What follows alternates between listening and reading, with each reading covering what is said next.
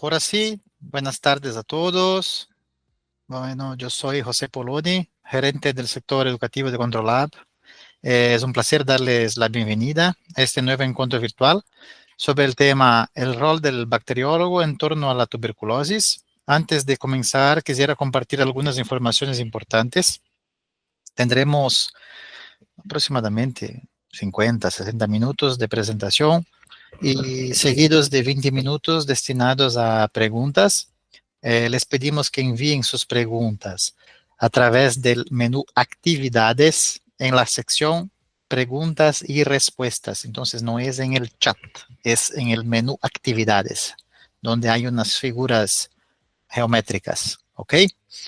Al finalizar la sesión compartiremos en el chat, entonces en el chat, un enlace para que ingresen su nombre y correo electrónico, lo que permitirá la emisión del certificado de participación. También les invitamos a completar la encuesta de satisfacción. Su retroalimentación es fundamental para nosotros, ya que nos ayuda a mejorar continuamente estos encuentros. ¿Okay? Entonces, dicho esto, damos inicio a la presentación. Es un honor presentar a nuestra invitada, la doctora Luisa Nieto Ramírez, profesional en bacteriología y laboratorio clínico por la Universidad del Valle de Colombia y doctora en microbiología por la Universidad Estatal de Colorado en Estados Unidos. Doctora Luisa, adelante, el espacio es suyo. Bueno, muy buenas tardes para José y para todos. De antemano les agradezco por la invitación en este espacio educativo tan enriquecedor. Quiero confirmar si me están escuchando bien primero que todo. ¿Sí se escucha bien, Sí. Luisa? Sí. Ok, perfecto. Entonces vamos a iniciar esta charla del día de hoy, que he titulado El rol de bacteriólogos y laboratoristas clínicos en torno a la tuberculosis en el país donde yo estudié mi pregrado, Colombia. La profesión de bacteriología y laboratorio clínico abarca un amplio espectro de profesionales de la salud que se encargan de realizar todas las labores de diagnóstico clínico, pero entiendo que en diferentes áreas del mundo esta profesión puede recibir diferentes nombres, entonces ahí me disculparán si tal vez el nombre exacto de su profesión no está incluida en este título. Bueno, como bien lo presentó José, vamos a hablar hoy de la enfermedad que la verdad es muy coincidencial, digámoslo así, que se presente esta charla esta semana, donde el 24 de marzo hacemos una conmemoración en el Día Mundial de la Tuberculosis. Entonces, en los 50 minutos más o menos que tenemos diseñados para hoy, les voy a hablar del espectro clínico de la tuberculosis y cómo ha evolucionado la epidemiología de la tuberculosis pre y post-COVID-19, los métodos diagnósticos para tuberculosis que hemos tenido y cómo han evolucionado en los últimos años, y cuál es nuestro impacto como profesional del laboratorio clínico en la situación que tenemos de tuberculosis en el momento y hacia el futuro. Asimismo, traigo una propuesta, algo muy personal, de acuerdo a mi experiencia, no solo en el área de diagnóstico clínico, sino también en el área de investigación.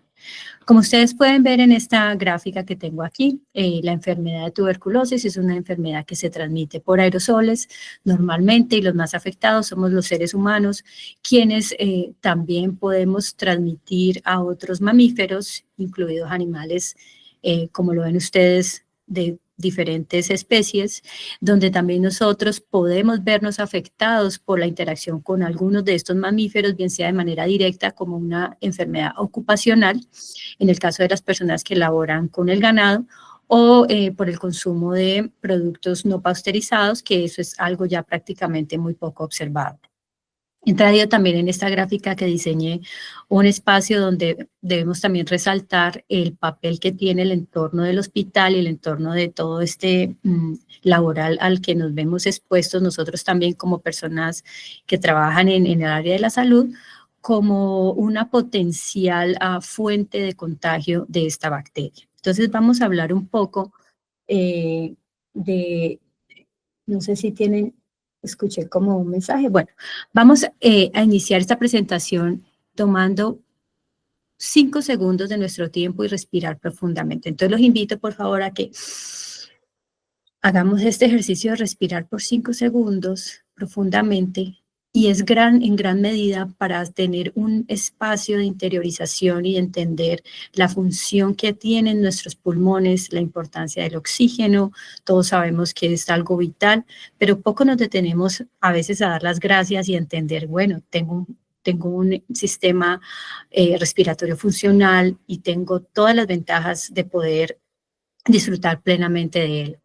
Lamentablemente ese no es el caso para los muchos que padecen de esta enfermedad en el mundo, donde tenemos que alrededor de cada 20 segundos muere una persona debido a esta infección.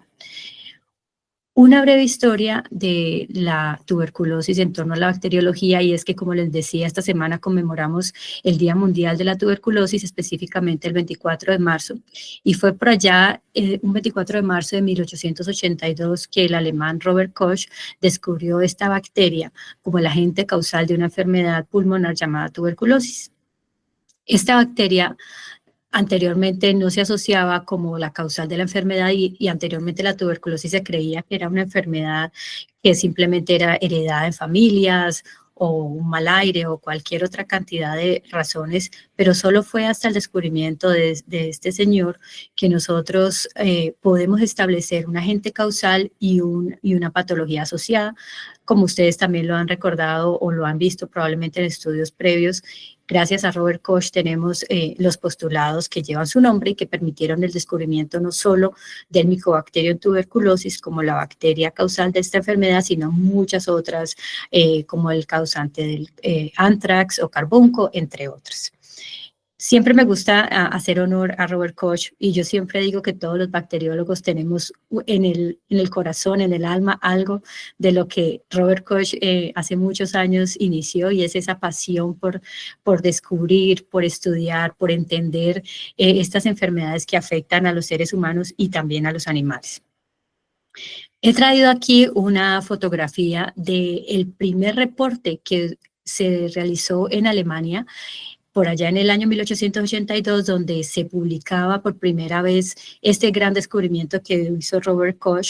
Y aquí a su lado, de pronto derecho de sus pantallas, verán ustedes los primeros cultivos que realizó Robert Koch, que todavía siguen siendo preservados en un museo, si no estoy mal, en Francia, donde vemos que así fue como este gran científico nos abrió la puerta a este maravilloso mundo de la bacteriología. Bueno, pero vamos a hablar entonces un poco sobre el espectro clínico de la tuberculosis, y a pesar que yo no soy clínica, sí les quiero mencionar que esto ha tenido una gran evolución y ha sido una piedra fundamental para el entendimiento de la enfermedad, su historia natural, cómo la podemos diagnosticar y cómo podemos también tratarla. Dentro de esta introducción que les quiero darte sobre la tuberculosis también, recordarle que es una infección principalmente pulmonar. Sin embargo, tenemos diferentes cuadros clínicos que puede causar esta bacteria. Podemos tener tuberculosis miliar, podemos tener tuberculosis renal, tuberculosis que afecte los huesos, diferentes órganos. Sin embargo, la predilección de esta bacteria es los pulmones. Entre 9 a 10 millones de casos se han reportado a nivel mundial debido a esta enfermedad en la última década, y no es sorprendente que en los últimos 200 años hayamos tenido alrededor o incluso más de 1.000 millones de muertes debido a esta bacteria, superando a otros agentes patógenos como el causal de la viruela, el parásito que causa la malaria y otras enfermedades, incluidas enfermedades respiratorias como la influenza y en la misma tan temida causada por el VIH-Sida. Entonces, nosotros podemos confirmar aquí con este recuento histórico que tenemos que la tuberculosis ha sido la causa líder de muerte debido a un único agente infeccioso en los últimos 200 años, tan solo superado en el año 2020 y 2021 por COVID-19. Pero ahora introduciendo nuevamente en ese top número 1. Esta enfermedad, como les decía, es causada por Mycobacterium tuberculosis, y en esa diapositiva lo que traigo a colación es simplemente mencionarles que Mycobacterium tuberculosis hace parte de un complejo que lleva su mismo nombre, Mycobacterium tuberculosis, donde encontramos 3 especies que son las que principalmente afectan al ser humano. Tenemos por excelencia Mycobacterium tuberculosis, también tenemos algunos casos de Mycobacterium bovis y Mycobacterium africano.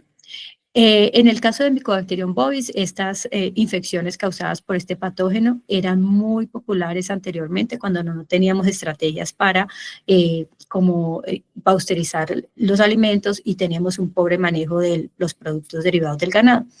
Las siguientes especies que ustedes ven debajo de Africanum, como Micrótica, Prae, Caneri, entre otras, son especies que afectan otros mamíferos y que no se encuentran afectando directamente al ser humano.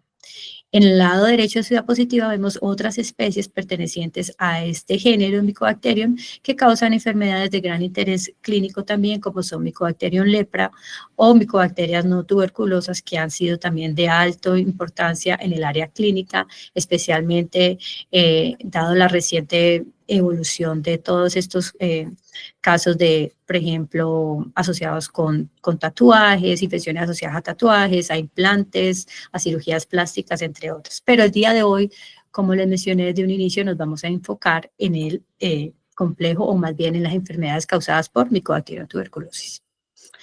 Ahora volviendo al tema que inicialmente planteé sobre el espectro clínico de la tuberculosis, esta diapositiva me encanta porque es bastante clara representando la amplia gama que tenemos cuando una persona entra en contacto con la bacteria. Cuando entra en contacto con la bacteria, la persona tiene diferentes rutas y la presentación clínica va a depender mucho del estado inmunológico del individuo. Es por eso que personas que están inmunocomprometidas, especialmente aquellos padeciendo infecciones como las causadas por el virus de la inmunodeficiencia humana, tienen una alta tendencia a verse afectadas por esta bacteria. Tenemos aquí que esta infección puede ser controlada total o parcialmente por nuestro sistema inmune, a veces con nuestro sistema inmune innato o incluso con la acción también del sistema inmune adaptativo. ¿Por qué decimos que nuestro sistema inmune innato es capaz de controlar esta infección?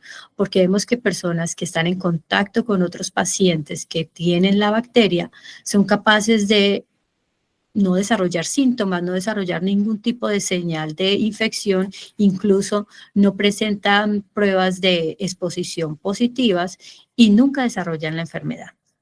En aquellos que tienen una acción del sistema inmune adquirido, de la respuesta inmune adquirida, tenemos que esas personas van a revelarse porque tienen unas pruebas de susceptibilidad a la tuberculina positiva o pueden tener una prueba positiva a la liberación de interferón gamma que vamos a ver más adelante. Lamentablemente, no muchos, pero alguna gran parte de la población, se estima que alrededor de 1/4 de la población mundial no logra contener la bacteria dentro de espacios bien confinados de su pulmón llamados granulomas, sino que estas personas pueden tener un desarrollo de la enfermedad o pueden tenerlas de manera latente. Como les mencionaba, 1/4 de la población mundial se estima que están infectadas latentemente. Este granuloma es una estructura que es la representación más clínica, más patológica más importante dentro del cuadro causado por Mycobacterium tuberculosis, y la verdad que es muy difícil diferenciar estos casos, como les voy a mostrar en siguientes diapositivas. Estas personas también alguna de estas personas puede evolucionar hacia una tuberculosis subclínica, donde normalmente no detectamos estos pacientes de manera constante, digámoslo así, porque ellos tienen una positividad intermitente, pueden presentar o no síntomas, o en el caso más grave, donde tenemos tuberculosis activa, la persona normalmente es aquella que describe el libro, pues, que tiene sus síntomas de tos, expectoración, sudoración nocturna, y la replicación de la bacteria está muy activa, por lo cual es muy probable que podamos recuperar bacterias viables de su esputo o de algún otro tipo de muestra pulmonar. Como ven ustedes, acá tenemos diferentes formas donde podemos identificar estos diferentes estadios clínicos que nos ofrece la tuberculosis. Esto lo tengo yo dentro de la diapositiva como el espectro clínico de la tuberculosis en el 2016, y este artículo fue publicado por el doctor Madhukar Pai. Sin embargo, quiero mostrarles a continuación una publicación que se generó en el 2018 por un grupo de aquí de Estados Unidos, de la Universidad de Ohio, donde ellos describen el espectro clínico de la tuberculosis como algo mucho más complejo.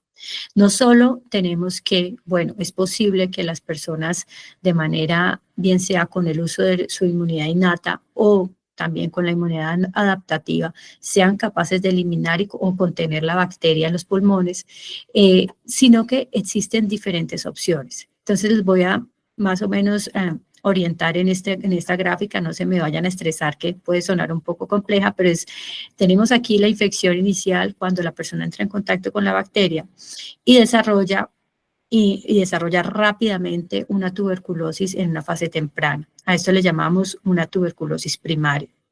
Hay otras personas, como les decía, pueden eliminar, gracias a su sistema inmunológico, la carga bacteriana fue muy baja, se encontraban ellos plenos en sus funciones de respuesta inmune y la bacteria no causó mayor, digamos, pasó desapercibida por el cuerpo o generó de pronto una reacción que luego podemos ver como una prueba de PPD positiva.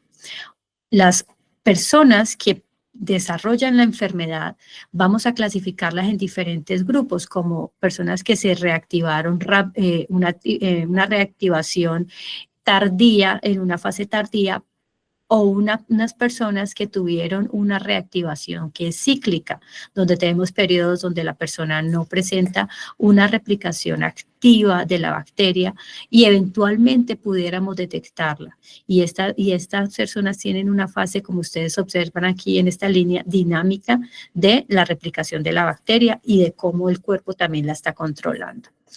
Algunas de ellas tienen una reactivación muy lenta dentro de incluso esta fase tardía, por lo cual identificar la persona o el origen de cómo se contagió este individuo es bastante difícil de hacer la trazabilidad en el tiempo. Y como la mayoría de la población a nivel mundial, una gran población van a permanecer latentes, incluso sin darse cuenta a lo largo de toda su vida. Bueno. En el 2022, esta clasificación de tuberculosis dentro de ese espectro clínico fue mucho más complejo. Aquí tenemos una publicación donde las personas empiezan a decir, los clínicos que han investigado esta enfermedad han empezado a decir, bueno, no solo tenemos la tuberculosis latente, donde tenemos que algunas personas pueden desarrollar unas pruebas de susceptibilidad positiva, sea por PPD o por IGRAS, pero no necesariamente se les revela nada en sus rayos X. Y tenemos dentro de los casos de tuberculosis subclínica dos poblaciones grandes. Una población a la cual nosotros no podemos detectarle ni síntomas, ni tampoco en el laboratorio por medios convencionales como microscopía de cultivo la presencia de la bacteria. Sin embargo, cuentan con unas anormalidades que no son que son más bien muy sugestivas de tuberculosis, aunque sean mínimas, a través de sus rayos X. En cambio, existen dentro del mismo grupo de subclínicos aquellos que no son sintomáticos, pero eventualmente pudiéramos observar una positividad en las pruebas de laboratorio, de cultivo y baciloscopio. Estos casos asintomáticos son unos casos que llaman la atención de manera reciente porque solo los podemos identificar cuando hacemos una búsqueda activa, ya que si la persona no está presentando síntomas, es muy difícil que podamos detectar la presencia de la bacteria, ¿cierto? O sea, no vamos a poder reclutar una persona como nosotros en ese momento, que probablemente no tenemos ningún síntoma, no tendríamos ninguna razón para consultar al médico.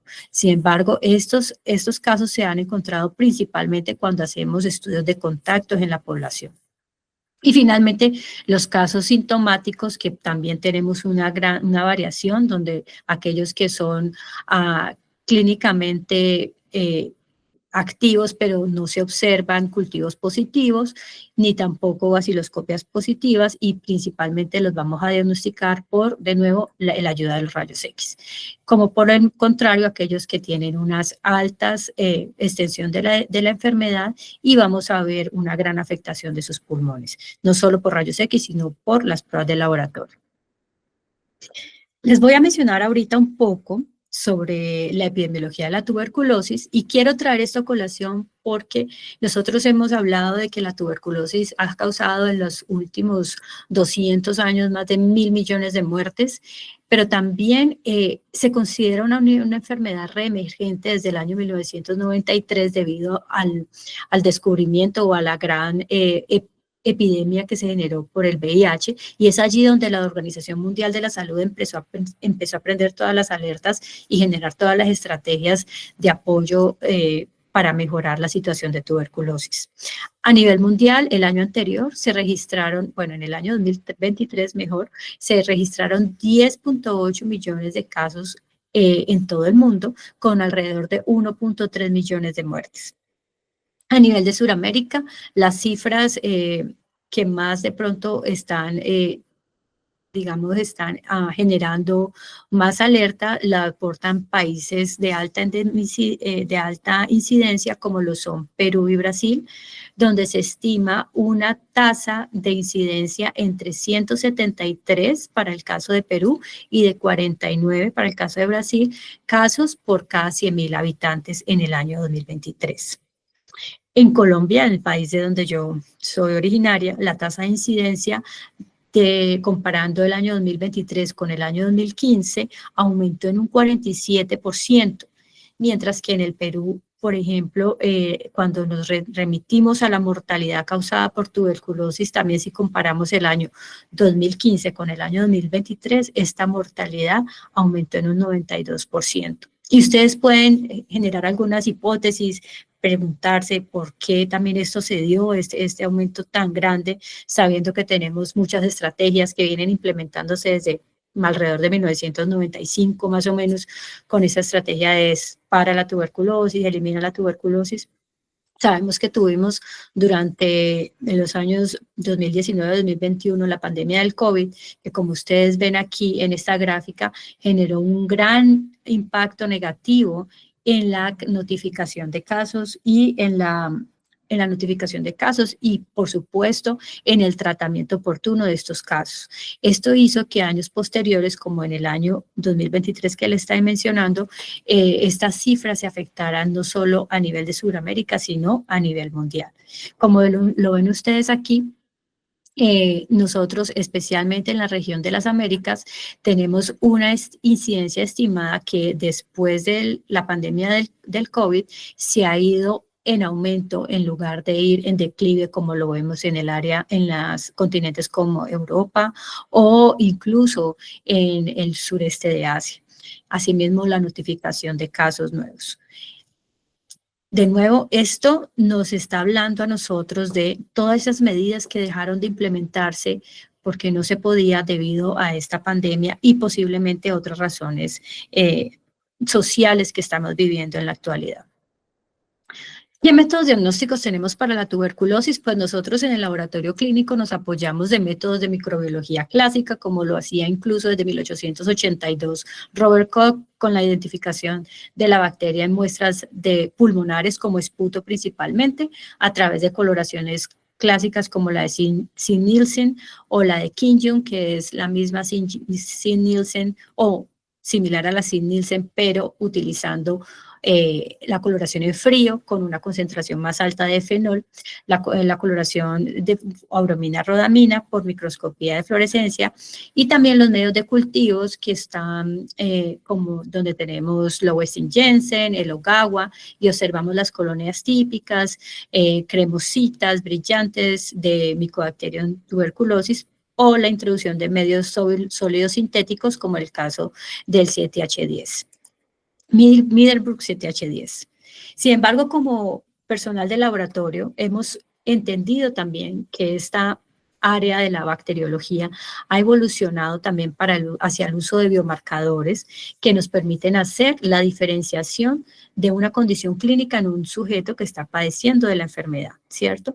La idea o la situación ideal del uso de estos biomarcadores es que algún día, ojalá en un futuro muy cercano, podamos usar estos biomarcadores para discriminar aquellos estadios tempranos de la tuberculosis, donde tenemos dentro de todas esas diferentes estadios clínicos que yo les mostré previamente, cómo poder utilizar una herramienta molecular, una herramienta basada en proteínas, en metabolitos, u otras herramientas para poder hacer un control efectivo en la transmisión de estos casos. Bueno, estos biomarcadores para la tuberculosis los podemos clasificar en diferentes grupos. Tenemos biomarcadores moleculares, biomarcadores celulares, aquellos basados en imágenes como en los rayos X u otros más sofisticados, o ya un biomarcador clínico, donde hacemos diagnóstico basado en terapia y prognosis. En el caso del laboratorio clínico, nosotros nos vamos a enfocar principalmente en estos dos tipos de marcadores, en los marcadores moleculares y celulares. Entonces, en el caso de, si revisamos el espectro que les mostraba previamente de la tuberculosis, el espectro clínico, nosotros tenemos inicialmente una tuberculosis latente, donde tenemos dos herramientas por excelencia para detectar a una persona, que son la prueba de la tuberculina y la prueba de liberación de interferón gamma.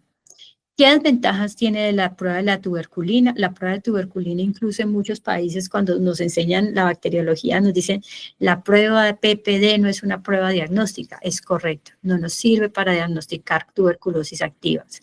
Pero en países donde la vacunación por BCG, países como Estados Unidos o países europeos, donde no tienen implementada la vacunación por BCG, esta herramienta de la prueba de la tuberculina permite a los clínicos identificar si una persona se ha expuesto a la bacteria. Entonces, vamos a hacer un diagnóstico de tuberculosis latente.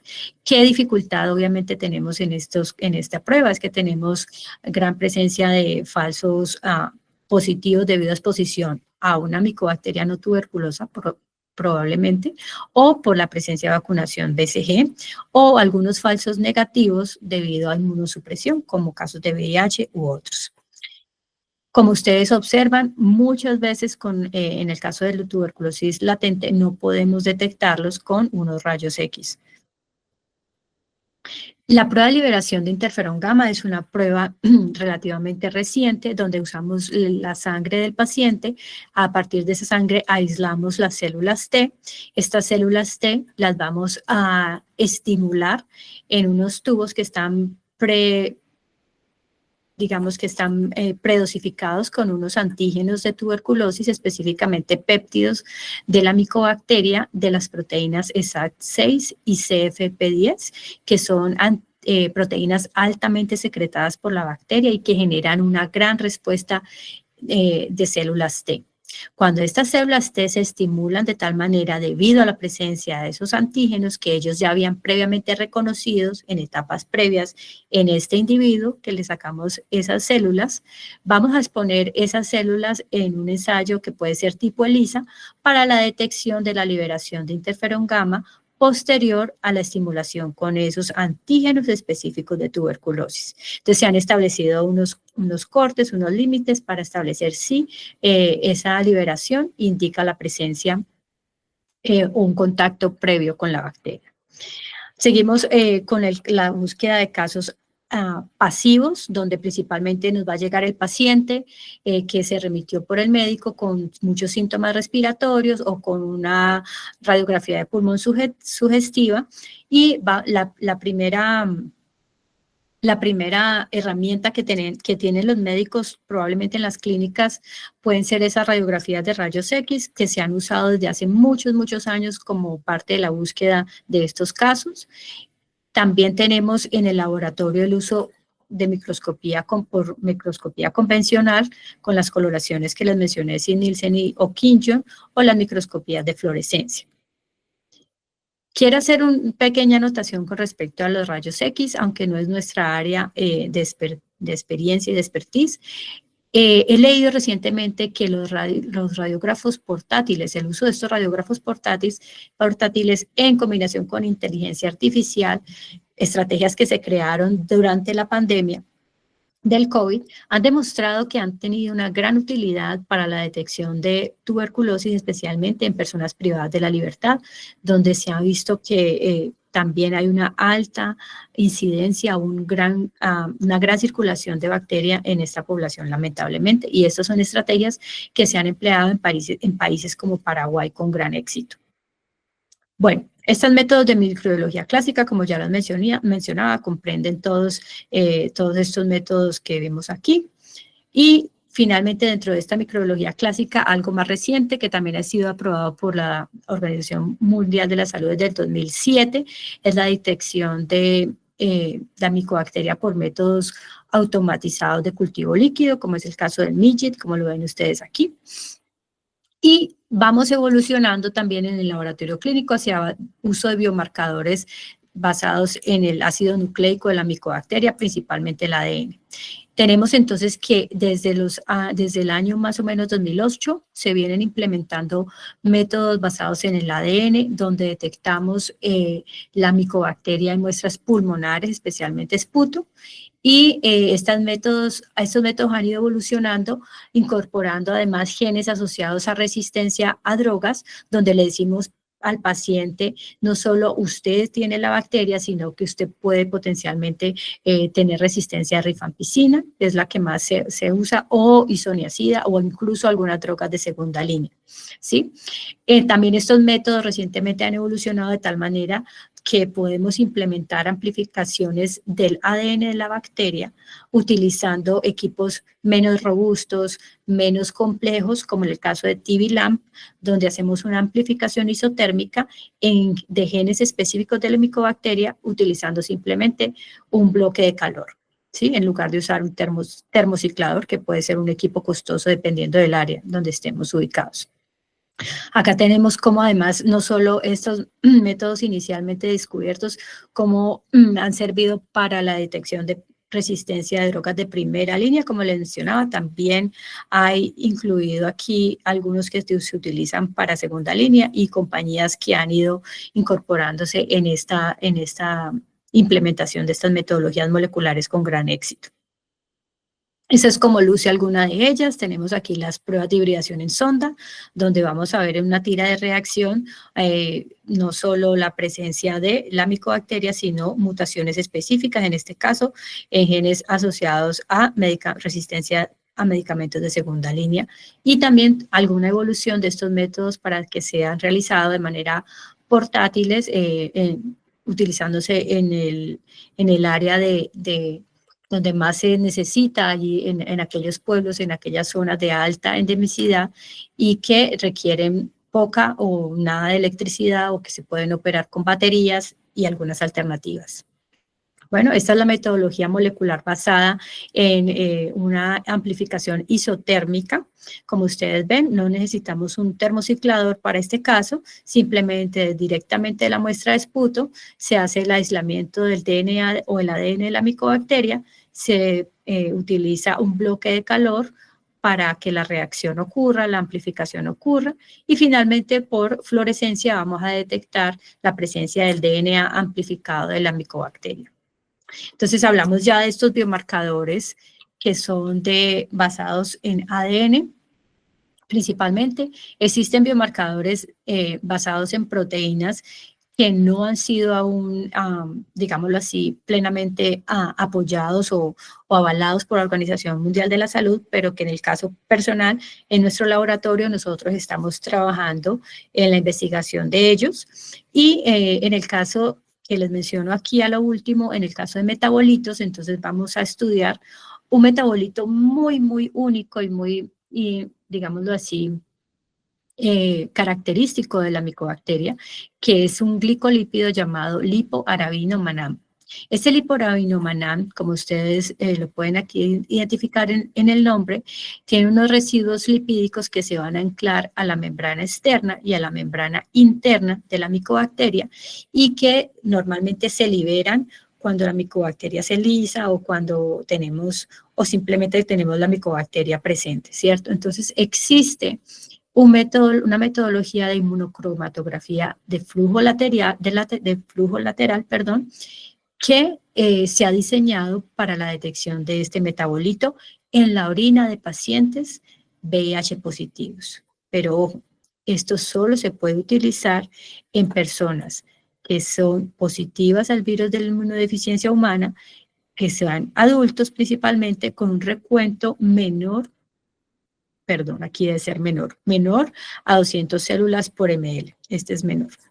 Listo, es una prueba muy sencilla de realizar. Lo único que necesitamos es tener la muestra de orina del paciente y como una prueba de monocromatografía lateral vamos a detectar la hibridación de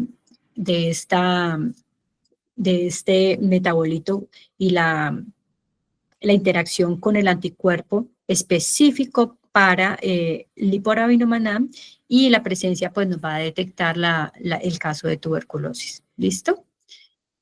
Este es como el flujograma que se desarrolla para cómo aplicar estas metodologías de inmunocromatografía lateral para la detección de la menorina y como ven ustedes aquí, se debe realizar en pacientes adultos principalmente con infección del VIH, con infección del VIH y su recuento de linfocitos es fundamental, ya que en estos pacientes que ya están en fase SIDA, es más probable que si tenemos alta replicación de la bacteria podamos tener una pobre respuesta de inmunidad celular, de inmunidad de células T, y por lo tanto este antígeno micobacteriano va a ser detectado con mayor probabilidad y la muestra por excelencia para detectar este metabolito es la orina.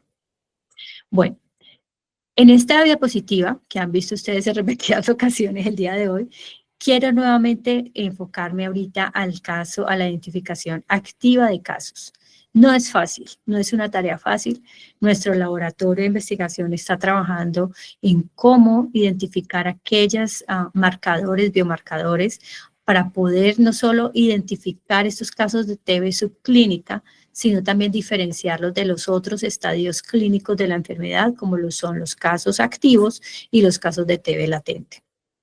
En esta búsqueda de casos activos, algo que quiero resaltar debido a algo que también nos dejó la pandemia de COVID fue la implementación de pruebas de tamizaje inicial rápida y si bien es cierto que en el caso particular de Colombia yo les mencionaba que el número de casos o la tasa de incidencia de TB aumentó más de un 40%.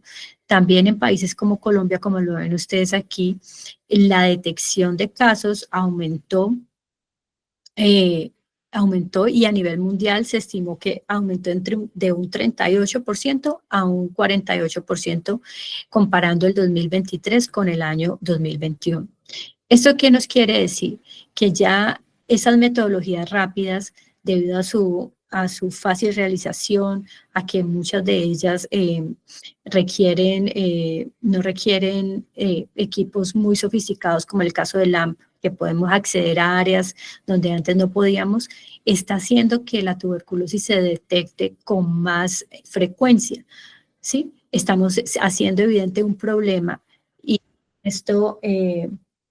este problema, cuando lo podemos detectar, pues asimismo podemos elaborar una mejor herramienta para el tratamiento de estos casos.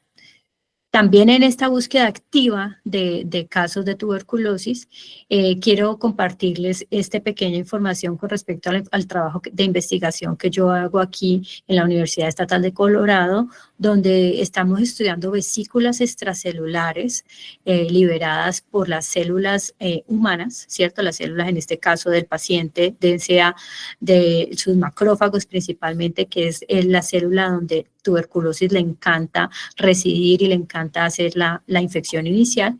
Y estas vesículas creemos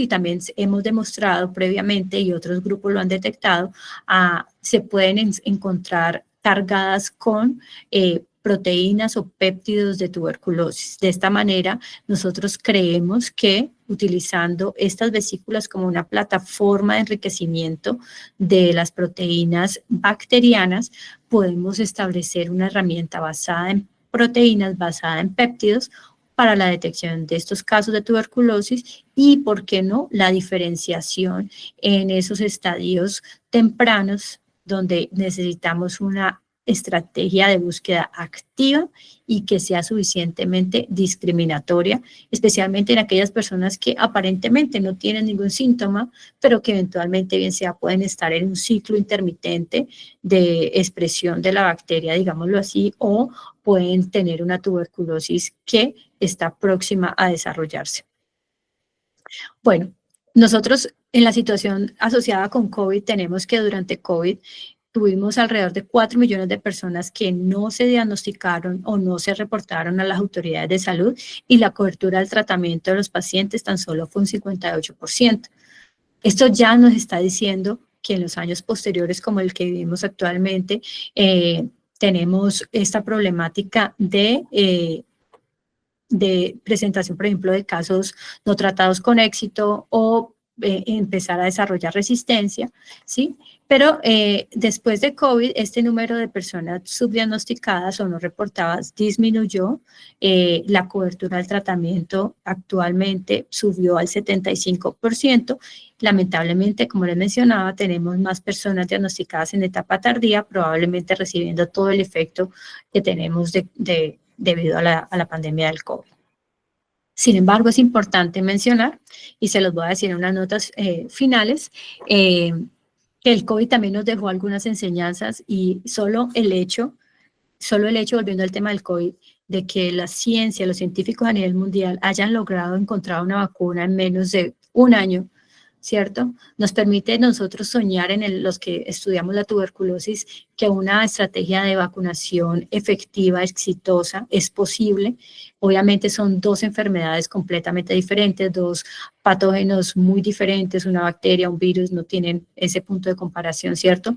Pero sí entender que podemos contar con la ciencia y las herramientas para, ¿por qué no?, tener una vacuna exitosa dentro de poco tiempo. Dentro de las notas finales que tengo para ustedes el día de hoy y mis conclusiones, realizando esta pequeña recuento de lo que es la tuberculosis, toda el rol de nosotros como laboratoristas clínicos, es primero que este espectro clínico que yo traté de mostrarles al principio cómo ha evolucionado, y escogiendo los últimos años, principalmente desde el 2016 hasta la fecha, es un área que ha tenido una evolución reciente, del cual hemos aprendido muchísimo. Al encontrar cosas nuevas, elementos nuevos en este entendimiento clínico de la enfermedad, también tenemos nuevos retos en el descubrimiento y cómo implementamos también estrategias para la detección de la enfermedad. La detección de casos de tuberculosis latente y casos subclínicos a la fecha carecen de una metodología gold standard que sea clara, y además las pruebas que existen actualmente presentan muchas limitaciones debido a la heterogeneidad de los pacientes, a qué condición clínica, inmunosupresora tengan cada paciente, y que de todas maneras dentro de cada individuo incluso podemos observar que puede haber muchos factores, no solo de la bacteria, sino del paciente, que están jugando un papel importante. La carga bacteriana, el genotipo de la bacteria, si tiene esta bacteria alguna resistencia a drogas que le da una ventaja o no, o por el contrario le limita su habilidad para adaptarse a los ambientes, entre otros. Otra gran desventaja en la situación que tenemos con las herramientas de laboratorio clínico clásico es que la evaluación microscópica del esputo, que es la muestra por excelencia que utilizamos en el laboratorio para el diagnóstico de tuberculosis, tiene una baja sensibilidad cuando logramos incluso obtener esta muestra, porque además es de difícil obtención. Esta sensibilidad va del 20 al 60%, es por eso que la implementación de metodologías moleculares rápidas tienen y están en auge y tienen que empezar a dominar también esta área. La identificación de biomarcadores tanto en suero, plasma o incluso en orina en estos pacientes que padecen lamentablemente de VIH-Sida para la detección de tuberculosis representa una mejora importante en el control de la enfermedad. También quiero resaltar que los métodos moleculares disponibles permiten la identificación no solo de especies dentro del complejo de tuberculosis, sino que también, y dada la situación que tenemos a nivel mundial, de más especies de micobacterias no tuberculosas afectando la población, es importante para poder establecer esos diagnósticos diferenciales. La evolución en el área de diagnóstico clínico también está buscando implementar, no solo con mayor precisión, con mayor sensibilidad, especificidad, sino también con mayor eficiencia, de tal manera que podamos detectar más más bien analizar más muestras en el menor tiempo posible. Y esto es algo que también es importante, y es que aquí las pruebas moleculares nos ayudan en esa eficiencia y también en la detección simultánea de resistencia a drogas, que es otra problemática grande que tenemos que enfrentar en torno a la tuberculosis. Finalmente, en el post-COVID, en ese tiempo post-COVID, tenemos que los retrocesos que se venían alcanzando en torno a la detección temprana, la reducción de la incidencia, de la mortalidad, al ofrecer un tratamiento oportuno, son bastante evidentes. Sin embargo, como también les mencionaba, abre la puerta para la optimización de estrategias, como también en diapositivas anteriores les mostré el uso, por ejemplo, de rayos X combinado con inteligencia artificial, lo cual se empezó a dar mucho durante COVID, se ha visto que puede ser alcanzado con gran éxito en algunas poblaciones particulares como las poblaciones privadas de la libertad y por qué no se pueda expandir a otras poblaciones de alto riesgo. El papel del bacteriólogo y laboratorista clínico, y esto es algo muy personal, que yo les quiero compartir desde nuevo, desde mi experiencia. Nosotros estamos llamados y somos los que necesitamos y aportamos con nuestro trabajo realizando los métodos clásicos de diagnóstico de la tuberculosis, cultivos que son todavía súper relevantes, las baciloscopias, los métodos moleculares, y estos siempre están en torno al apoyo de la búsqueda activa, paciente sintomático respiratorio, paciente que nos envía el doctor, el médico para poder detectar. Sin embargo, yo les invito a que nosotros también promovamos de manera crítica en aquellos comités de infecciosos en los que participemos o si trabajamos asociados a instituciones de salud pública, donde propongamos la búsqueda activa de pacientes infectados, que les recuerdo, en su mayoría pueden también estar de manera sintomática. Implementemos en ellos métodos moleculares rápidos, evaluemos cómo los podemos detectar, apoyemos la búsqueda de contactos entre los pacientes que están recientemente diagnosticados y finalmente yo les invito a que nos involucremos en la investigación. Obviamente no todos podemos hacer todo, pero aquellos que tengan esa pasión, ese interés, involucrarse en la investigación que permita la identificación completa, descifrar ese espectro clínico completo de la tuberculosis y asimismo poder identificar e implementar biomarcadores que nos permitan hacer el estudio de esta enfermedad de una manera integral y, por qué no, que lleguemos al fin, que es eliminar la tuberculosis del planeta.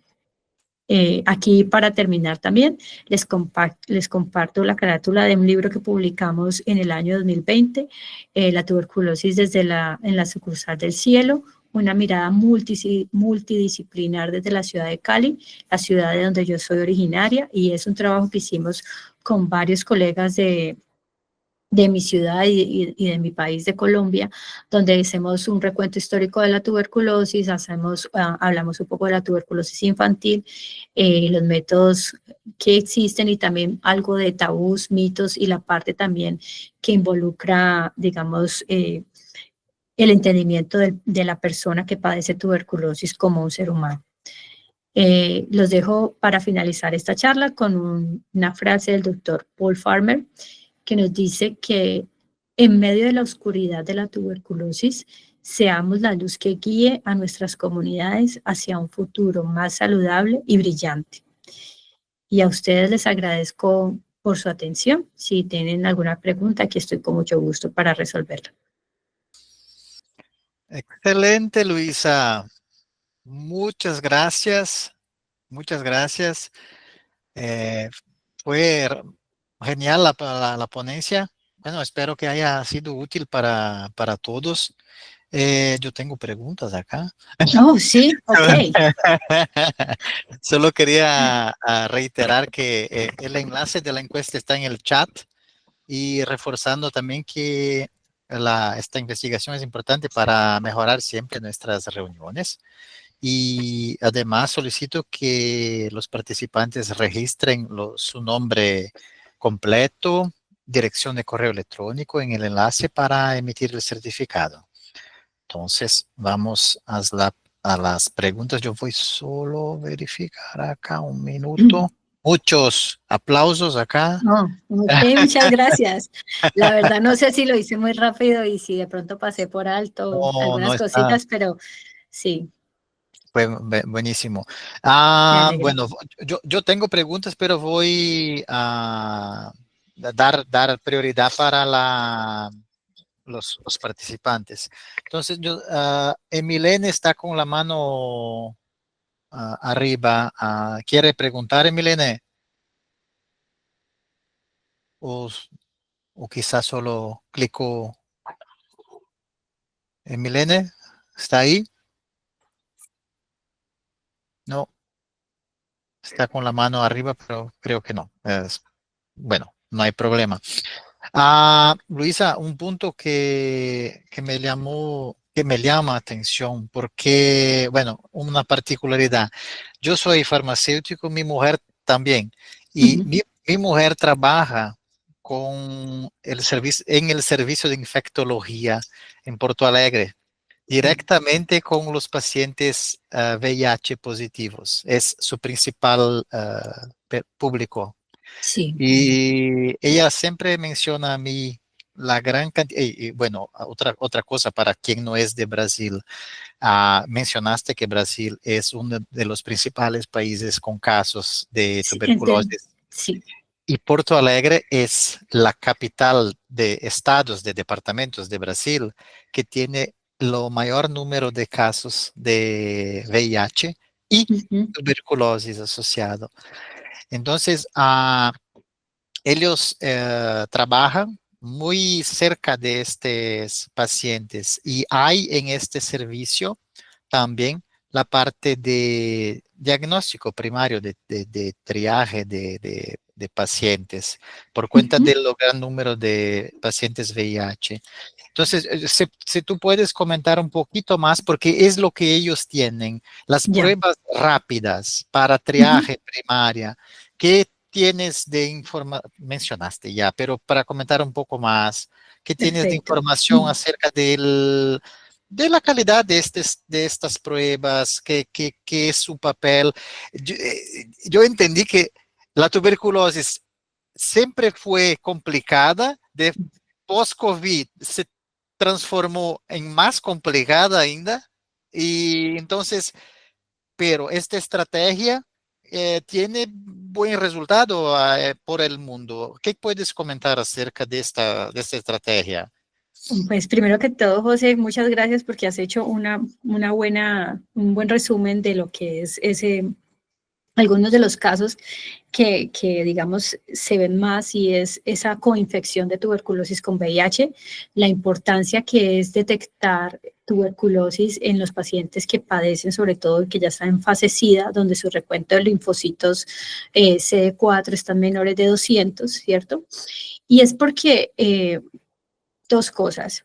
Eh, nosotros potencialmente, muchos de nosotros podemos tener tuberculosis en nuestros pulmoncitos bien, digámoslo así, bien segregaditos, bien contenidos, porque en alguna historia, en algún momento de nuestra vida, tuvimos contacto con la bacteria, pero nuestro sistema inmunológico estaba totalmente capacitado para tenerlo allí, ¿sí? Entonces, una vez nosotros entramos a una fase de inmunodeficiencia severa, donde los linfocitos T ya no empiezan a hacer esa respuesta que normalmente ellos están diseñados a hacer y participar en la memoria inmunológica y tener esa estructura del granuloma intacto en el pulmón, entonces si tú en alguna historia de tu vida tuviste contacto de la bacteria y ahora además tienes un problema con el virus del VIH y estás en una fase SIDA, esa contención que tenías en el pulmón o en cualquier otra parte del cuerpo donde tuviste esa primoinfección se va a romper. Y ya tu cuerpo no va a poder, digamos, soportar esa carga bacteriana. Y ya con el estado de inmunosupresión, además, no solo no la contienes, sino que la bacteria que tenías en un estado, digamos, durmiente, digámosle así, no sé si la palabra en español esté correcta, durmiente, estaba dormida así, entonces ya ahorita ya no hay nadie que la controle porque las pocas células efectoras que habían se están siendo eliminadas por el virus de la inmunodeficiencia. Entonces, ese matrimonio malsano para el paciente del VIH con la tuberculosis es lo que también está costando muchas vidas a nivel mundial. Para fortuna de la humanidad como tal, existe ahorita que las estrategias de la terapia antirretroviral ha sido tan efectiva o estamos en una evolución tan grande de esas terapias antirretrovirales que ya, digamos, podemos que como que ese matrimonio, digamos, que ya no tiene el mismo impacto que tenía hace unos 10, 15 años. Sin embargo, no podemos negar que es una problemática muy grande, ¿sí? Y que tenemos que hacerles entender a las autoridades de salud que obviamente tratar al paciente VIH no es solo importante por el paciente en sí, sino porque nosotros estamos generando personas que van a tener una tuberculosis activa de manera amplia, ¿cierto? Un paciente VIH que no tenga su contención de sus bacterias en el granuloma, pues lo va a empezar a repartir y eso es un problema de salud pública, ¿sí? Las estrategias de diagnóstico, como me preguntabas, que se han venido implementando específicamente en estos pacientes, y sé que en Brasil están realizándose muchos estudios específicamente de la detección de este metabolito llamado lipoarabinomanán en la orina de los pacientes infectados.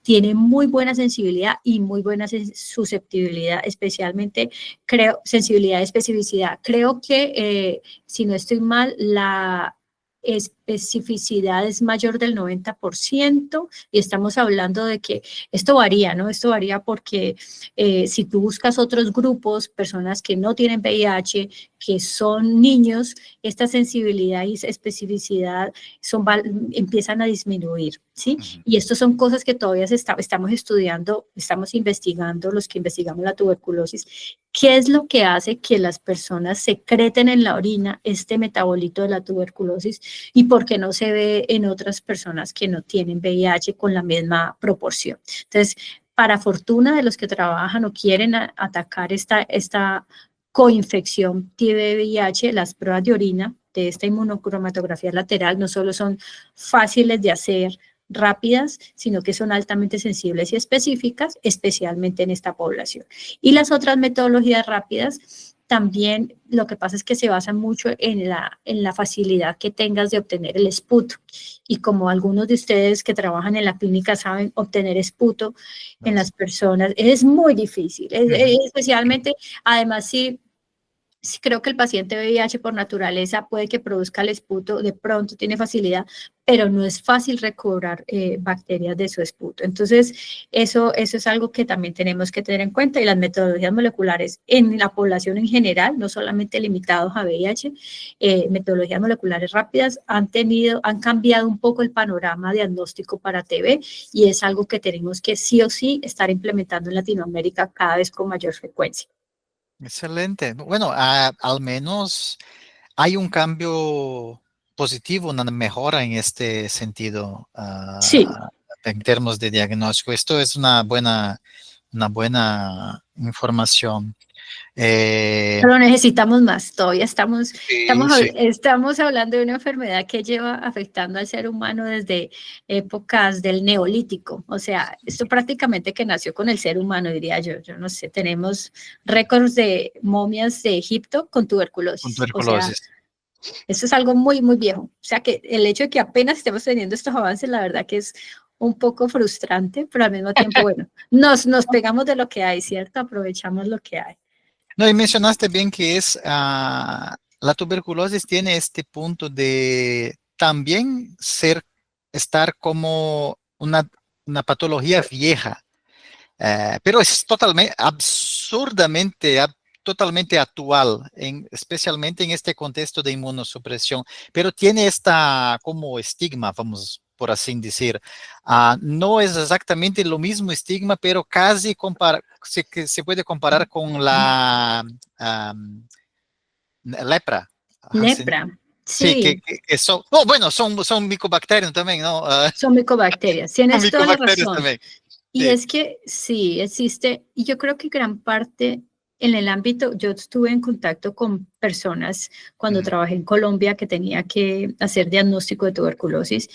La gente tiene, incluso uno mismo, todos nos hablan de la tuberculosis, incluso sabiendo de la tuberculosis y teniendo conocimiento científico y clínico de la tuberculosis, digámoslo así.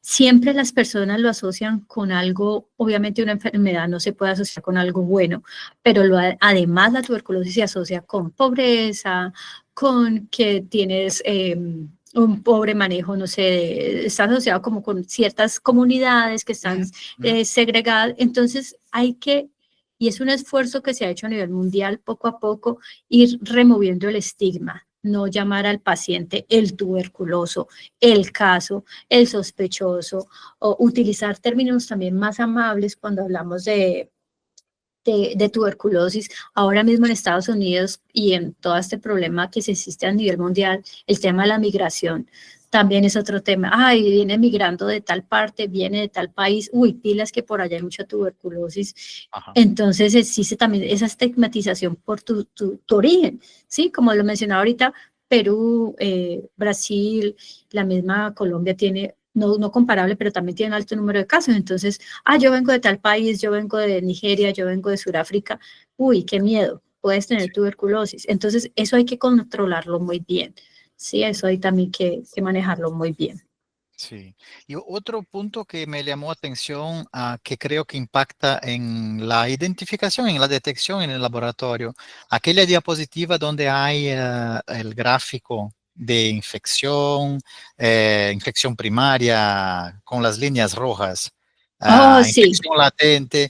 Aquello es una información extremadamente relevante, creo yo, para quien está en el laboratorio, ah,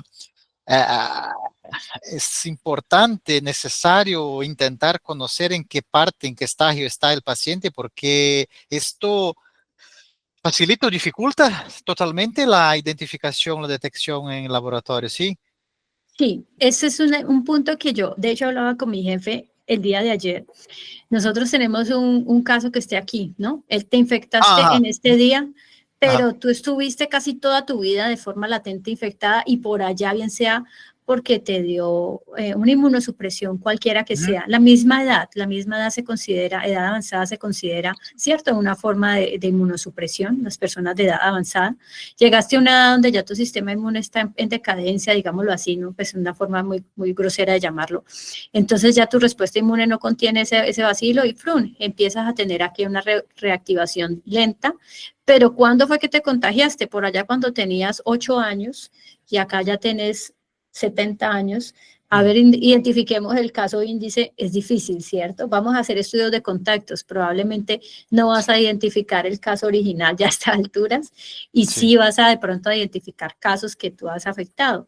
Este caso, por lo menos que mencionas, estos casos de reactivación cíclica, donde normalmente estás supuestamente controlado o unos niveles que también, eso es importante, tenemos la bacteria que se está empezando a replicar, pero no tenemos metodologías, como lo muestra esta línea azul, no tenemos metodologías que sean capaces de detectar este nivel de la bacteria. ¿Sí? Ujú. Entonces, allí es donde los nuevos métodos también tienen que empezarse a desarrollar, las nuevas metodologías, donde podamos detectar niveles de replicación bacteriana que ya se van a empezar a generar estos umbrales de detección y empezar a ver estos casos cíclicos o de reactivación lenta para poderlos impulsar más rápidamente su detección y su tratamiento oportuno. Sí, porque esto, no sé si hay para el profesional del laboratorio, claro, conduce el análisis, es, por ejemplo, positivo, negativo, ok, pero, por ejemplo, siendo muy grosero, pero si tuviera alguna otra manera de identificar posibilidades de ratificar este momento. Y me llamó mucha atención esta diapositiva en particular. Es extremadamente desafiador un diagnóstico adecuado, correcto de este paciente, descartar que no pueda estar en uno de estos umbrales que mencionaste. ¿Cómo Exacto, saber? Es un punto muy importante y desafiador para el profesional. Y, mucho. Lo que tú dices, cuando en el laboratorio clínico tenemos una vaciloscopia negativa, un cultivo negativo, yo creo que el llamado es pensar, por eso nosotros hacemos al menos en Colombia se hacen 3 vaciloscopias seriadas y se ujú, busca que las 3 vaciloscopias no sean el mismo día, porque la idea es incrementar esa oportunidad diagnóstica, ¿sí? Entonces a veces la enfermera le dice, ay, sí, tráigala y tráigame y de una de las 3 el mismo día de pronto para salir de eso, ¿sí? Para ya tener ujú, un diagnóstico rápido y cumplir con, sí, usted tenía que tener 3 vaciloscopias, ya tuvo 3 exámenes, ya. No, ujú. o sea, hay que tener más conciencia de por qué es que lo hacemos así, por qué necesitamos 3 días diferentes o 3 momentos diferentes. Obviamente también eso compensando que los pacientes viven en lugares remotos, que algunos no te pueden llegar 3 días diferentes. Sí, es una problemática no solo biológica, sino también social. Sí. Eso también hay que tenerlo en cuenta. Y es importante mencionar que el profesional del laboratorio tiene que estar atento, conectado a estas posibilidades, a estas necesidades de investigación más amplia, no solo esto, negativo o positivo, yo hice mi trabajo y listo. No es así. Exacto. Hay algo más que tenemos que tener en cuenta. Sí. Y un otro punto que yo gustaría de preguntar es que cuando trabajaba en hospital, yo trabajaba muy cerca de los pacientes trasplantados, especialmente trasplantados de riñón. Pero en cuenta de esto, yo tuve la oportunidad de conocer la personal de infectología también, por obvio de nefrología, pero de infectología también. Y ellos siempre mencionaban un otro punto importante que era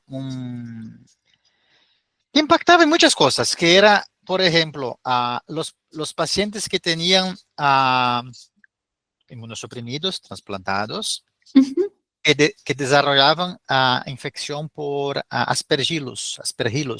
Sí. Y el aspergillus entonces hace una región en el pulmón que en el rayo X es una imagen de tuberculosis, los síntomas clínicos son lo mismo y el doctor entonces, por ejemplo, poco experiente, hay todas las señales de tuberculosis, empezamos el tratamiento con ello y el aspergillus ni nada para el tratamiento porque no es para. No le Entonces, hacía ni cosquillas. ni cosquilla. Entonces, es un desafío muy grande Oh, para ellos. Y sí, pacientes trasplantados. sí, entonces en este contexto de los trasplantados, eh, en el contexto de inmunodepresión del VIH, asociamos tuberculosis, ya, por así decir, pero en el contexto de los trasplantados, que son inmunosuprimidos, yo no recuerdo mucho de tener este tipo de información o de cuidado, de atención para tuberculosis. ¿Tú tienes algo de información? Sí, mira que de hecho es un punto de nuevo valiosísimo, José, gracias.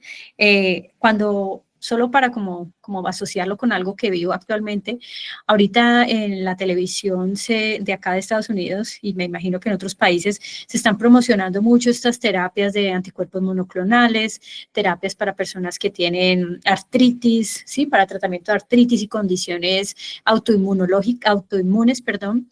Que lo que hacen es disminuir tu respuesta Ujú. inmune artificialmente porque lo necesitas, porque tu respuesta inmune está jugando a tu contra en esos casos, ¿sí?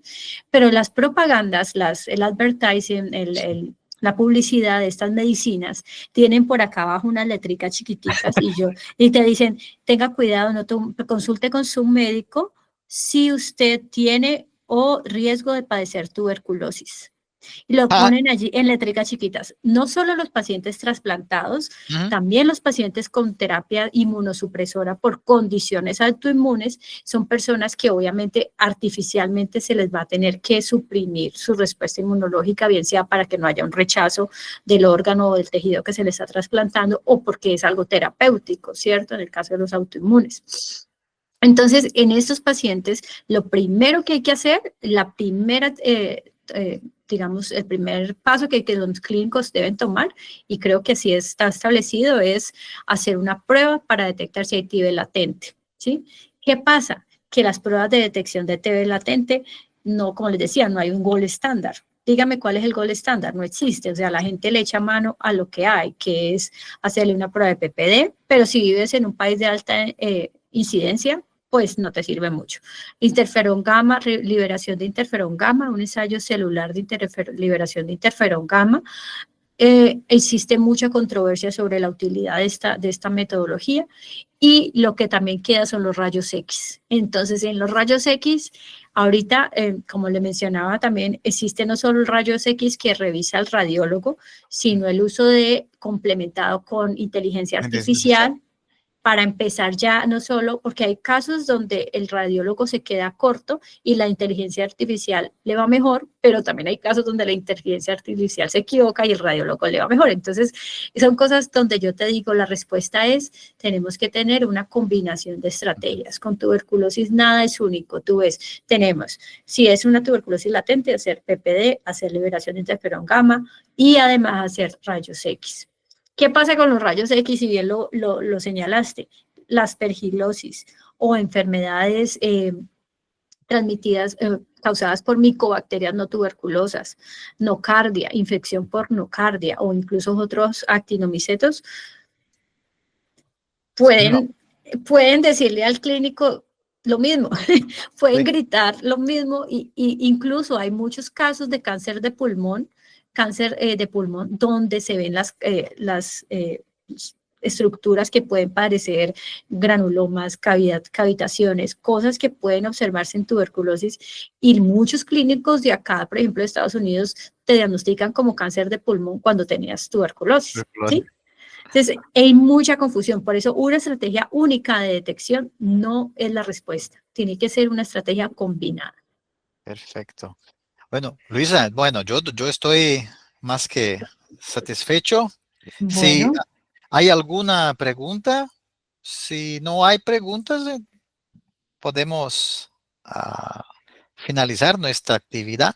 bueno, está Entonces, bien, pondremos la grabación a disposición más adelante junto con el correo electrónico del certificado. Si hay alguna pregunta posterior que están tímidos para hacer la pregunta, pueden enviar a nosotros que enviamos a Luisa para sanar las dudas. con mucho gusto. Y vamos a ver que están agradeciendo acá. Ok, está agradeciendo. Muchas gracias. Más palmitas. Ok, Y entonces a las preguntas después, entonces se llega a algunas, se respondieron y se agregan al final de la grabación de la clase.